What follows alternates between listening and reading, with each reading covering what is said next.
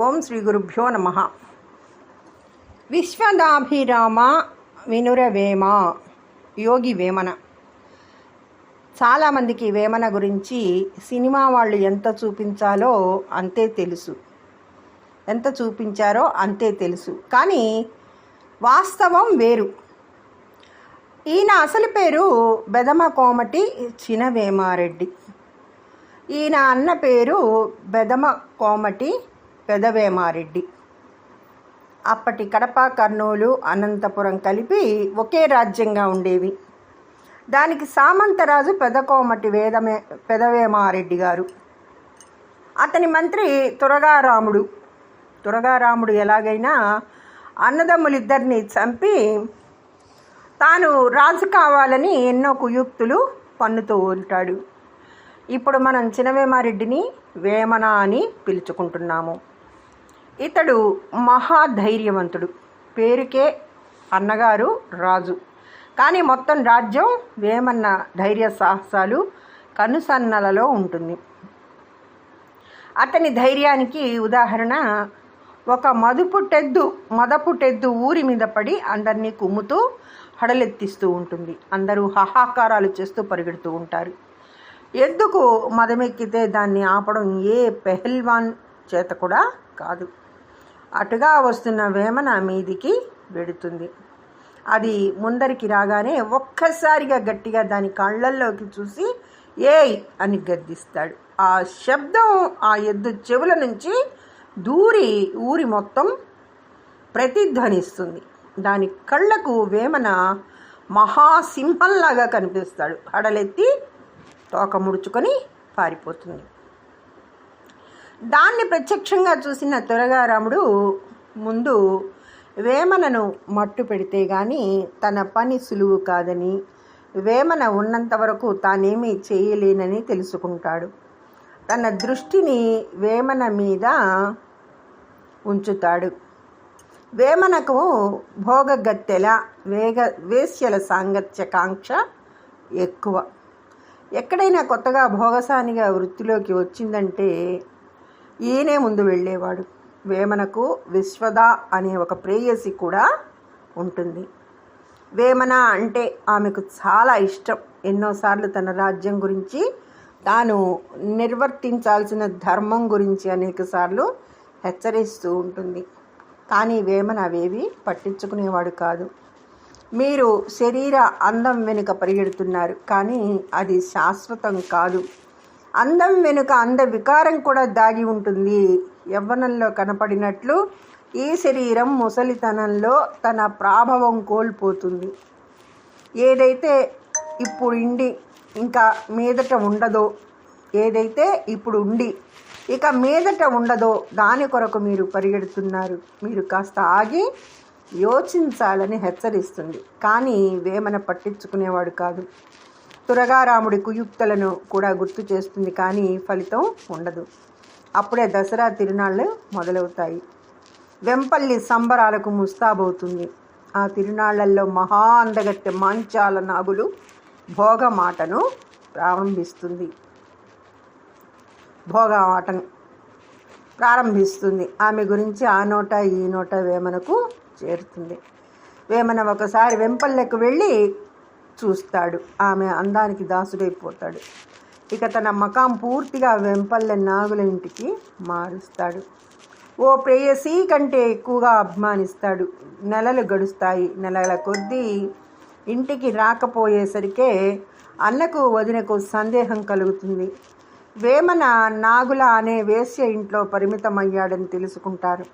డబ్బులన్నీ ఇలా ఆమెకు ధారపోయడం మంచిది కాదని, రాజ్యం శిస్తులన్నీ వాడుకోవడం ధర్మం కాదని, రాజ్యం పరిపాలన దెబ్బతింటుందని వదిన వారిస్తుంది. విశ్వదకు వేమన్న భవిష్యత్తు కళ్ళ ముందను కనిపిస్తుంది. అతని భవిష్యత్తు అంధకారమైపోతుందని గ్రహించి సత్యం చెప్పే తీరాలని నిర్ణయించి వేమనను పిలిచి, తొందరలోనే మీరు మరణించబోతున్నారు. శరీరానికి నెలలు కాదు, రోజులు మాత్రమే ఉన్నాయి. ఈ శరీరం దేనికోసం తీసుకున్నావో దానిని ఇక మీరు నిర్వర్తించలేరు. ఇప్పటికైనా మేల్కొనండి. జీవితం యొక్క లక్ష్యాన్ని తెలుసుకోండి. ఆ మార్గంలోకి వెళ్ళే ప్రయత్నం చేయండి అంటుంది. వేమన పట్టించుకోకుండా వెళ్ళిపోతాడు. వేమన నాగులకి పచ్చి బానిస అయ్యాడని గ్రహించిన త్వరగా రాముడు వెళ్ళి నాగులను లోబర్చుకుంటాడు. కొంతమంది సైన్యాన్ని కూడా లోబర్చుకుని ఉంటాడు. సైన్యంతో నాగుల దగ్గరకు వెళ్ళి ఆమె చేతికి విషం ఇచ్చి దాన్ని వేమన మీదికి ప్రయోగం చేయవలసిందిగా చెబుతాడు. దానికి గాను ఆమెకు డబ్బు జాగీరు ఎరగా చూపుతాడు. చెయ్యకపోతే తానే వేమన్నను చంపి ఆ అభియోగం నీ మీదికి తీసుకొస్తానని బెదిరిస్తాడు. చేసేది లేక ఆమె ఒప్పుకుంటుంది. ఒక అమావాస్య రోజు పాయసం చేసి భోగలాలసలో ఉన్నప్పుడు తాగమనిస్తుంది. వేమన తన ప్రేయసి ఎంతో ప్రేమగా చేసిందని తాగేస్తాడు. అంతే, పూర్తిగా దాదాపు శరీరాన్ని వదిలేసినంత కోమాలోకి వెళ్ళిపోతాడు. నాగులు త్వరగా రామునికి పని పూర్తి అయిందని కబురు పెడుతుంది. త్వరగా రాముడు తన సైన్యాన్ని పురమాయించి శవాన్ని దట్టమైన కారవుడులో వేయించేస్తాడు. ఆ అడవులలో అభిరామ అనే వైద్యుడు ఆకుల రసాలతో ఇనుమును బంగారంగా చేసే విద్యను నేర్చుకుంటూ ఉంటాడు. ఒకరోజు ఆకుల కోసం వెళ్ళినప్పుడు వేమన్న శరీరాన్ని చూస్తాడు. అతని నాడిని చూసి ఎక్కడో ఒక మూల ప్రాణం ఉందని గ్రహించి అతన్ని తీసుకెళ్ళి తన వైద్యంతో బ్రతికిస్తాడు. మెలకువ వచ్చిన తర్వాత వేమన ఏమీ మాట్లాడేవాడు కాదు. మౌనంగా కూర్చునేవాడు. ఏ వివరాలు ఎంత అడిగినా చెప్పేవాడు కాదు. మహామౌనంగా ఉండేవాడు. తాను చేసే వైద్య వృత్తిలో కాస్త మక్కువ చూపేవాడు. విశ్వద చెప్పిన సత్యం, నాగులు త్వరగా రాముడు చేసిన మోసం కళ్ళ ముందు కదిలేవి. తానే యామరపాటుగా ఉన్నానని తెలుసుకునేవాడు. ఆకులు అలమల కోసం అప్పుడప్పుడు అడవులకెళ్ళి తెచ్చేవాడు. అభిరాముడు తన గురువు గారైన విశ్వకర్మ యోగిని కలిసి జ్ఞానాన్ని తెలుసుకుంటూ ఉండేవాడు. ఒకరోజు విశ్వకర్మ యోగి తాను శరీరం వదిలేస్తున్నానని, తాను సంపాదించిన జ్ఞానాన్ని తనకు వాహకత్వం ఇస్తారని రేపు రావలసిందిగా చెప్తాడు. అలాగే అని చెప్పి అభిరాముడు వెళ్ళిపోతాడు. మరుసటి రోజు అభిరాముడు ఆకుల కోసమని వేమనతో చెప్పి బయలుదేరతాడు.